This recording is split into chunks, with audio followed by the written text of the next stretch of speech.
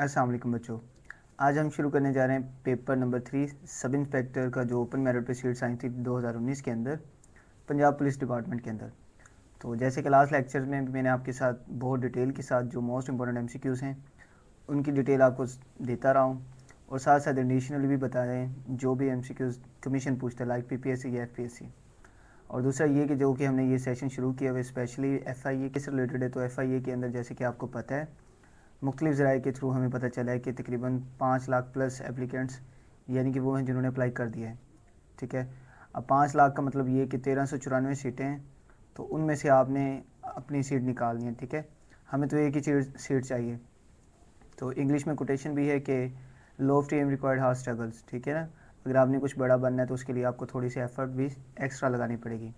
बाकी मैं आपके साथ हूँ, इसके अलावा भी मैं जैसे लास्ट लेक्चर्स के अंदर बड़ी डिटेल के साथ आपके साथ डिस्कस करता रहा हूँ और आपको डिटेल ही लेक्चर्स प्रोवाइड कर रहा हूँ।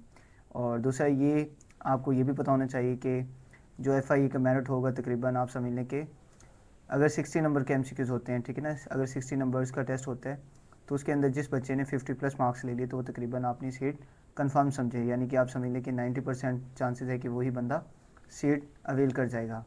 तो इसमें घबराने वाली बात भी नहीं है। इंशाल्लाह मैं आपके साथ हूँ, मैं आपके साथ ईच एंड एवरीथिंग जो भी मुझे पता है जो कि कमीशन पूछता रहा है।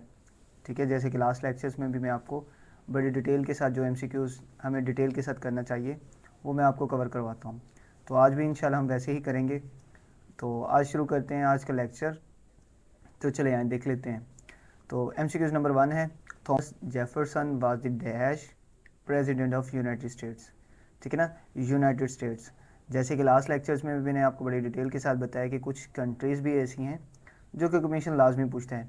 इन कंट्रीज़ के अंदर हमारे यूएस है, बहुत कंपलसरी हमारे लिए। ठीक है, यूएसए की हमने ईच एंड एवरीथिंग चीज़ों को देखना होता है। इसके अंदर प्रेसिडेंट कौन से हैं, इसकी कितनी स्टेट्स हैं, एंड सोन, इसकी जितनी भी हरारकी है आप समझ लीजिए जोग्राफिकली, ठीक है, इसका कितना एरिया है एंड सोन, वो हमें देखना होगा।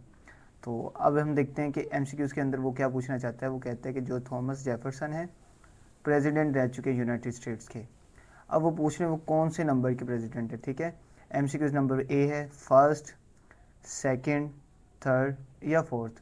तो बच्चों आपने हमेशा याद रखना है कि जो थॉमस जेफरसन है, ठीक है ना, ये मोस्ट इम्पोर्टेंट एमसीक्यू से कमीशन के हिसाब से ज़रूर कमीशन पूछता है, तो ये थर्ड थे। ठीक है ना, और इससे रिलेटेड आप ये भी याद रखना है कि ये यूनाइटेड स्टेट्स के अंदर ना एक रियासत है उनकी। ठीक है, आप में से कोई अगर किसी बच्चे को उस रियासत का नाम पता है तो वो मुझे कमेंट बॉक्स में ज़रूर बताएं। ठीक है, कमेंट बॉक्स के अंदर बताएं वो कौन सी रियासत है जिसके अंदर यानी कि यूनाइटेड स्टेट्स के 4 या 5, ठीक है ना, ऐसे प्रेसिडेंट गुजरे हैं जिनके उन्होंने मुजस्मे भी बनाए हुए हैं। ठीक है ना, उसमें थॉमस जेफरसन का भी नाम है, अब्राहम लिंकन भी है, और दूसरे 2 भी आपने मुझे कमेंट बॉक्स के अंदर बताना है। तो इसके अंदर ही वो क्या पूछना चाहता है कि जो थॉमस जेफरसन है प्रेसिडेंट रह चुके हैं यूनाइटेड स्टेट्स का, वो कौन से नंबर का था, वो बच्चे कौन से नंबर का है, थर्ड नंबर का। इसी के अंदर एडिशनली आप ये भी याद रख लें कि जो यूनाइटेड स्टेट्स की टोटल रियासतें हैं वो तकरीबन 50 हैं।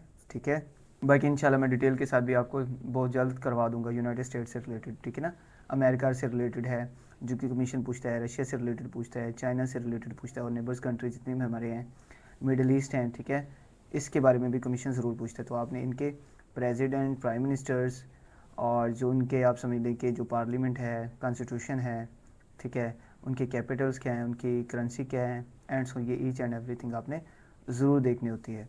तो इसी तरह हम सेकंड पे जाते हैं, what is the name of autobiography of Adolf Hitler. ठीक है ना, जैसे कि आपको पता है कि हिटलर क्या था, जो वर्ल्ड वार 2 शुरू हुई उसके अंदर जो शुरू करने का मेन मकसद था वो जो किसने शुरू की थी, वो एडोल्फ हिटलर ने की, जो कि बेसिकली कहाँ से था, ऑस्ट्रिया से था। ठीक है, ऑस्ट्रिया से था ये।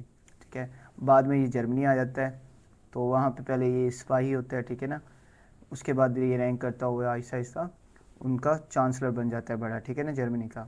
और यही वो होता है जो कि आप समझ लीजिए कि पोलैंड पे हमला करता है, जिसकी वजह से मामला ख़राब होते हैं और दुनिया वर्ल्ड वार 2 में चली जाती है। ठीक है, अब इसके बारे में पूछता है कि वट जो इसने अपनी ऑटोबायोग्राफी लिखी है, ठीक है ना, ऑटोबायोग्राफी का मतलब है जो उसने खुद अपने बारे में लिखी है कि मैं कौन हूँ, तो उसका नाम पूछा जा रहा है। मोस्ट सुपीरियड है, मोस्ट इंपॉर्टेंट एमसीक्यूज़ है। ठीक है ना, तो पहला ऑप्शन है होप एंड सक्सेस, बी है मैन काफ, सी है दास कैपिटल, थर्ड रिच।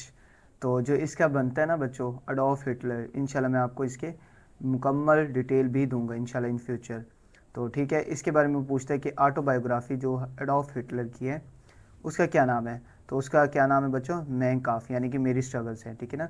ये समझ लो जर्मन था, ऑस्ट्रियन था, तो इसकी लैंग्वेज के अंदर इसका मतलब क्या है, मेरी स्ट्रगल, क्योंकि वो कैसे तरक्की करता है और कैसे वो नीचे से ऊपर रैंक करता है। अब इसी तरह हमारा थर्ड है, मोस्ट इम्पोर्टेंट एमसीक्यूज़ है ये भी, ठीक है। जैसे कि आपको पता है कि हमारा शुरू से ही इंडिया के साथ मामला ख़राब रहे हैं, ठीक है। तो उसके बारे में है कि हमारी बाबरी मस्जिद है जो कि शहंशाह बाबर ने बनाई हुई, ठीक है। तो which was the demolish in 1992 was या is situated in the province state of, यानी कि आपको पता है कि जो हमारी बाबरी मस्जिद है 1992 के अंदर उसे किस प्रोविंस के अंदर ख़त्म कर दिया गया, यानी कि मस्मार कर दिया गया, शहीद कर दिया गया। तो बच्चों वो कौन सा है, महाराष्ट्र है, उत्तर प्रदेश है, मध्य प्रदेश है या आंध्र प्रदेश है। तो बच्चों वो कौन सा है, यूपी है, ठीक है ना, यूपी, उत्तर प्रदेश कहते हैं हम उसे। और इसी तरह फोर्थ है, how are human rights in force. अब वो कहते हैं कि ह्यूमन राइट्स, ठीक है ना, जैसे कि मैंने आपको लास्ट लेक्चर्स के अंदर बताया था कि ह्यूमन राइट्स क्या हैं। यूएनओ ने अपनी एक कमीशन बनाई, यूनाइटेड नेशन ऑर्गेनाइजेशन है, जो कि टोटल 193 कंट्रीज़ पे मुश्तमिल है, ठीक है ना। उन्होंने एक मुश्तरका तौर पे एक यूनाइटेड नेशंस का ह्यूमन राइट्स बनाया हुआ, जिसके अंदर लोगों के राइट्स के बारे में, उनकी जस्टिस के बारे में, उनके आप समझ लें सिविक राइट्स के बारे में एक कमीशन काम करता है। तो वो कहते हैं वो इन्फोर्स कैसे होता है। तो पहले ऑप्शन है अगेंस्ट पब्लिक अथॉरिटीज़, ठीक है। बी ऑप्शन है by interpreting legislative and common law and so, ये सारा दिख लेना, ठीक है ना। सी है ओनली अगेंस्ट इंडिविजुअल्स, और डी है by striking down inconsistent legislation. तो बच्चों जो ह्यूमन राइट्स है वो इन्फोर्स होता है, बी ऑप्शन इसका राइट बनता है, बाय इंटरप्रेटिंग करते legislation and common laws so as to be consistent with conventions right, ठीक है ना।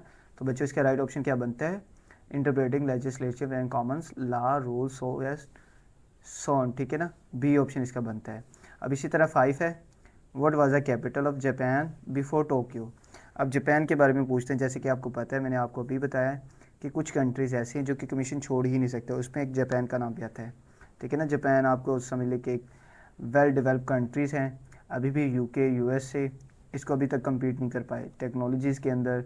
और मैंने तो यहाँ तक पढ़ा है कि जापान ऐसी कंट्री जिसके अंदर गिरदो गुबार होने का सवाल ही नहीं पैदा होता, यानी कि आप उसके जो रोड हैं, ठीक है, उन पे आप पैदल भी चल सकते हो। इवन कि अगर आपने सॉक्स वगैरह भी पहनी हो तो आपके कभी भी सॉक्स ख़राब नहीं होंगे, आप हिसाब लगाएं। और दूसरा, ये वाहिद कंट्री जिसके अंदर कोई भी बच्चा बग़ैर बड़े के, यानी कि ख़ुद से ही स्कूल जा सकता है, वो चाहे प्ले ग्रुप का हो चाहे किसी भी क्लास का हो। आप हिसाब लगाएं कैसे डेवलप कंट्रीज़ हैं, ठीक है, उसके बारे में पूछा जाता है। और यही बदकिस्मत वो कंट्री है जिस पे अमेरिका ने बॉम्ब गिराया था, जिसका नाम क्या, लिटिल बॉय और फैट बॉय था, ठीक है ना, जो कि 4 अगस्त और 9 अगस्त को गिराया गया था, ये भी आपने याद रखना है। तो वो किस पे गिराया गया, हिरोशिमा और नागासाकी पे। अब ये अलग बहस है, ठीक है। अब इसमें सवाल क्या पूछा गया, what was the capital of Japan before Tokyo. Before Tokyo से पहले जापान का कैपिटल क्या होता। तो वो बच्चों क्या बनता है, क्योटो, ये आपने याद रखना है, क्या बनता है, क्योटो। इसी तरह व्हाट वेयर इज़ बत्शीबा beach situated. Most repeated MCQ से कमीशन ज़रूर पूछते हैं, तो वो कौन सा है बच्चों, बारबाडोस बनता है, ये आपने अच्छे से याद रखना है। अब इसी तरह हम नेक्स्ट देख लेते हैं, ठीक है। Dar es Salaam is the major city of, ठीक है, जैसे ये मिडिल ईस्ट के अंदर है, ठीक है ना, किधर है, मिडिल ईस्ट के अंदर, जिसमें उज़्बेकिस्तान है, कज़ाकिस्तान है, तंजानिया टाइप है, ये जितनी भी हैं ये मिडिल ईस्ट कंट्रीज़ हैं, ठीक है। दर्स सलाम किस मेजर सिटी का नाम है, Dar es Salaam is the major city of किसकी सिटी है, ठीक है ना, इसके बारे में पूछा जा रहा है। तो पहले ऑप्शन है तंजानिया है, नाइजीरिया है, कीनिया है, युगांडा है। बच्चों ये क्या बनता है, तंजानिया बनता है, ये आपने याद रखना है। और इसी तरह 8 है, which among the following country was the first give women to right to votes. दुनिया की पहली ऐसी कंट्री कौन सी है जिन्होंने वुमेंस को राइट्स दिए कि वो वोट कास्ट करें। तो बच्चों वो क्या है, न्यूजीलैंड है, ठीक है। ये भी आप समझ लें कि ब्रिटिश के अंदर हैं, ठीक है ना। जैसे कि हमारे इधर आप समझ लें कि जब आए थे ब्रिटिश, उन्होंने हमारे इधर भी अब यानी कि आप समझ लें कि हुकूमत की। इसी तरह ये मोनार्की सिस्टम है। अभी न्यूजीलैंड के अंदर भी जो हुकूमत है वो प्रिंस और समझ लें एलिज़ाबेथ टाइप है, जो हमारी क्वीन एलिज़ाबेथ थी, ठीक है।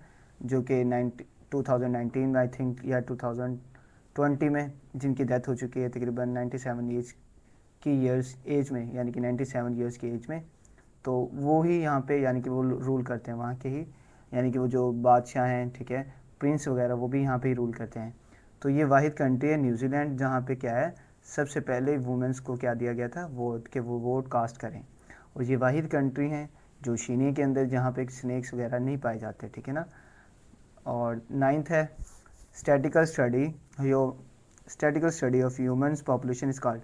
अब हमें ये भी पता है कि जो हम स्टडी करते हैं ह्यूमन पॉपुलेशन की आबादी के लिहाज से, इसे हम क्या कहते हैं बच्चों, डेमोग्राफी कहते हैं। आबादी के लिहाज से भी हो सकते हैं और इसके अंदर डेथ भी होता है, डेथ और बर्थ होता है, ठीक है, कि कितने बच्चे पैदा हुए, कितने का इंतकाल हुआ, इसे हम क्या कहते हैं बच्चों, डेमोग्राफी कहते हैं। अब इसी तरह हम नेक्स्ट देख लेते हैं। अब इसी तरह हमारा जियोग्राफी से रिलेटेड है, मोस्ट इंपोर्टेंट एमसीक्यूज है। अस्टोला आइसलैंड इज़, अस्टोला आइसलैंड कहाँ पे है, इंडिया के अंदर है, ईरान के अंदर, पाकिस्तान या बांग्लादेश। तो बच्चों ये कहाँ पे है, ये पाकिस्तान के अंदर है। बहुत ही इंपॉर्टेंट एमसीक्यूज है। दूसरा ये भी देख सकते हैं कि इसके बारे में आपसे कमीशन क्या पूछ सकता है, वो ये पूछ सकता है ये कहाँ पे है, ठीक है, ये बलूचिस्तान वाली साइड पे है, हमारा कोस्टल एरिया है। तकरीबन इसकी जो लेंथ बनती है वो 40 किलोमीटर्स या 25 माइल्स है। ये आपने अच्छे से याद रखना है, बाकी इसके अलावा कुछ भी कमीशन नहीं पूछता।